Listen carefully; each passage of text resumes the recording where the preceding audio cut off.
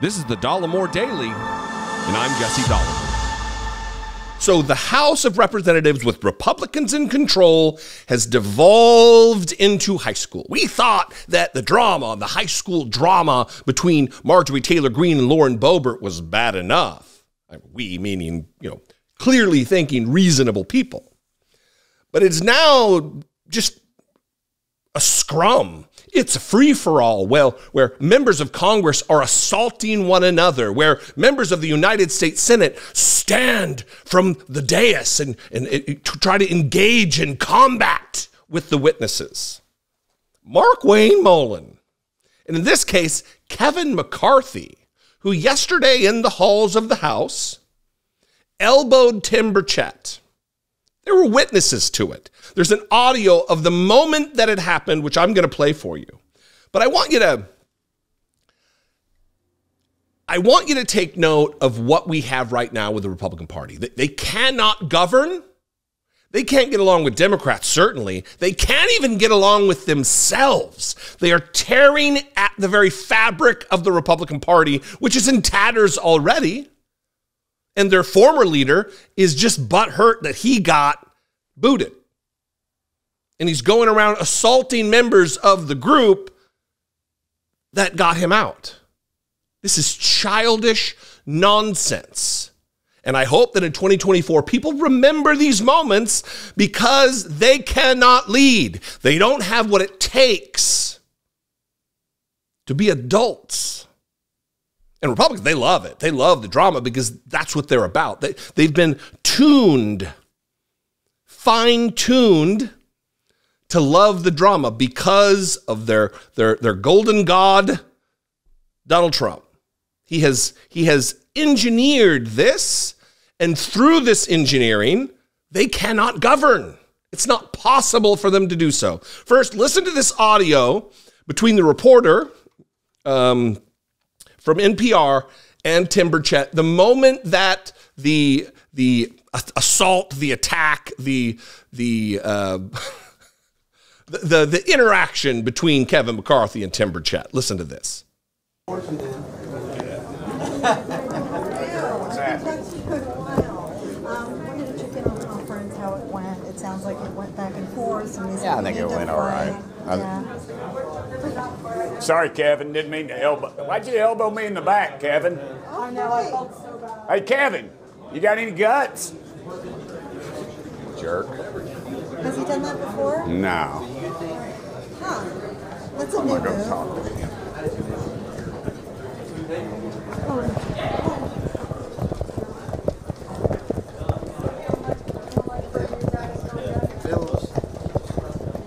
Hey, Kevin, why'd you walk by me and elbow me in the back? You got no guts. You did so. They sat there and the reporter said it right there. What kind of chicken move is that? You're pathetic, man. You are so pathetic.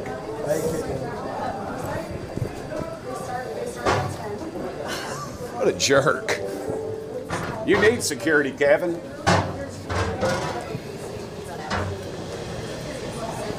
Anyway. Clearly something happened. In the very moment, he is asking, what are you doing? What are you doing?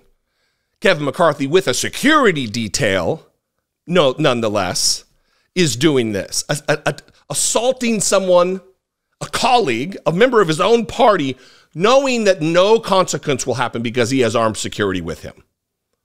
That's cowardly. That's like next level coward shit. Well, here's Tim Burchett talking to Manu Raju on the steps of the United States Capitol, explaining what went down. And then I'm going to play McCarthy denying it, which is so laughable. It's almost like a comedy bit, his denial, because he's just caught dead to rights and he's got a slew of reporters around him. But first, Manu Raju talking to Tim Burchett about the moment. Explain to us what happened with you and Kevin McCarthy. Well, I was doing an interview with Claudia from NPR, a lovely lady, and she was asking me a question, and at that time I got elbowed in the back, and it kind of caught me off guard because it was a clean shot to the kidneys, and I turned back, and there was Kevin, and I for a minute I was kind of what the heck just happened? And then I chased after him. Of course, he's as I've stated many times, he's a bully with $17 million in a security detail. He's the type of guy that when you're a kid would throw a rock over the fence and run home and hide behind his mama's skirt. And he just, he from behind, that kind of stuff.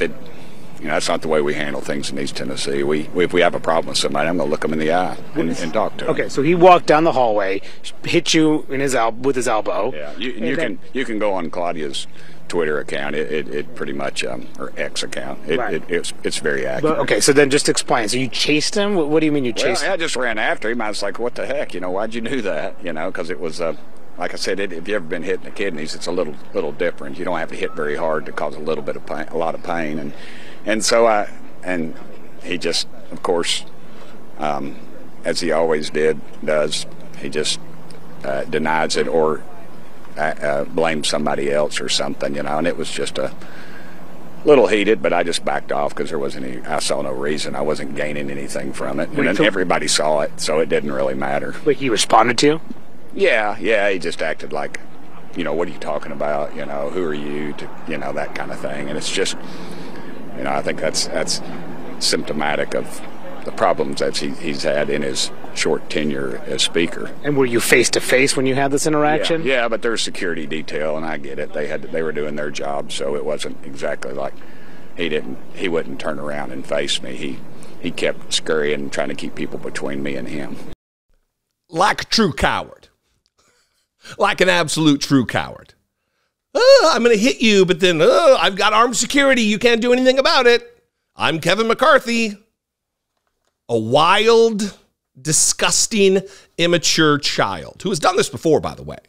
And I'm going to read an excerpt from Adam Kinzinger's book, which was mentioned. This was a couple of years ago.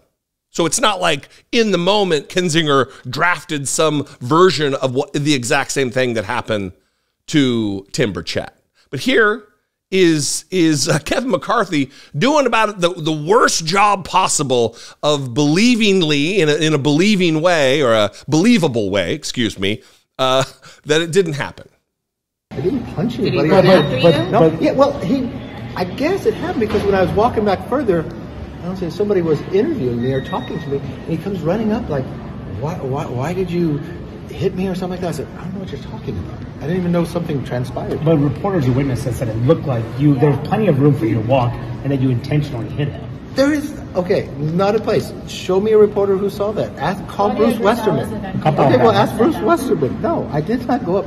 If I would hit somebody, they would know I hit him. He said he knew you. He said he was in pain that you hit him so hard in the kidneys. Come on now. That's what he said. Okay, that's far from. Congressman Kinzinger wrote that you pushed him twice while he was in Congress in the chamber. When have I pushed him?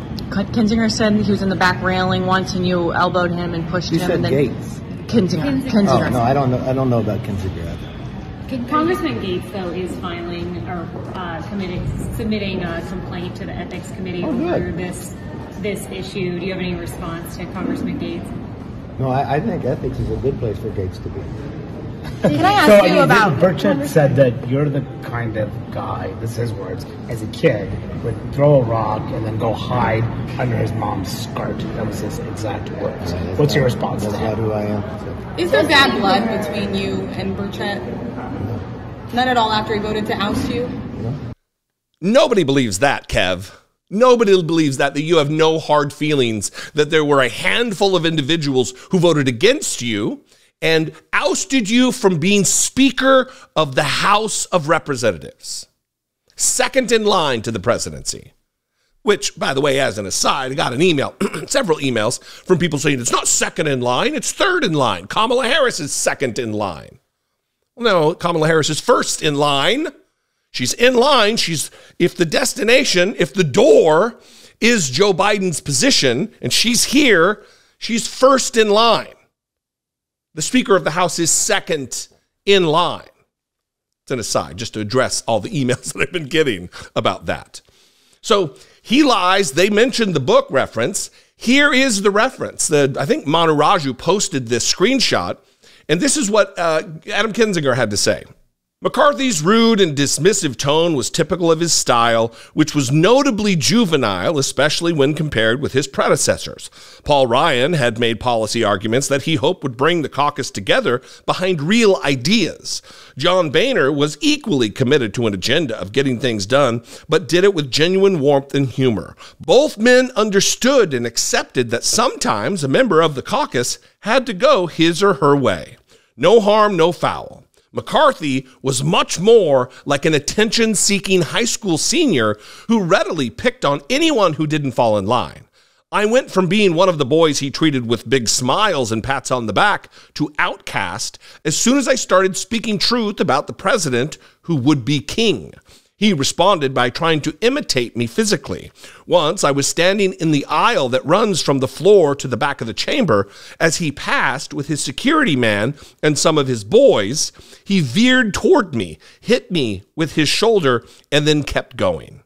If we had been in high school, I would have dropped my books, papers would have been scattered, and I would have had to endure the snickers of passersby. I was startled, but took it as kind of a thing Kevin did when he liked you.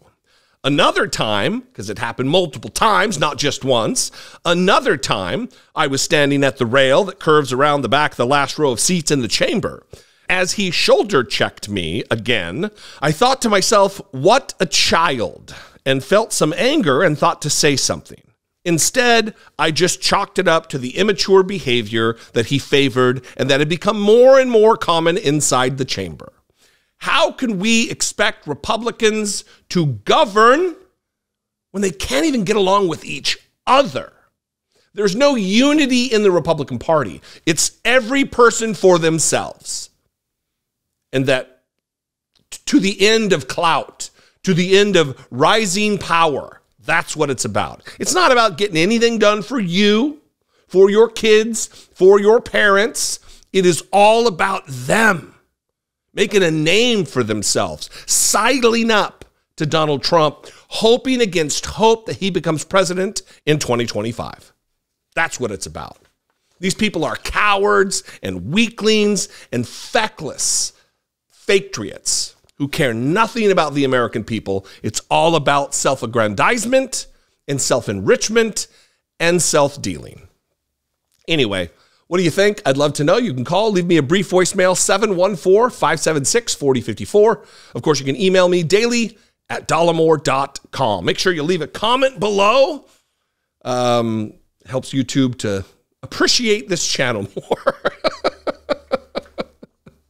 If you want to help support my work, that would be fantastic. I invite you to do so. Click the join button below, become a channel member for $2 a month. Hit the super thanks button or go over to my Patreon page, patreon.com/IDoubtItPodcast. Those are great ways to help support what we're doing here.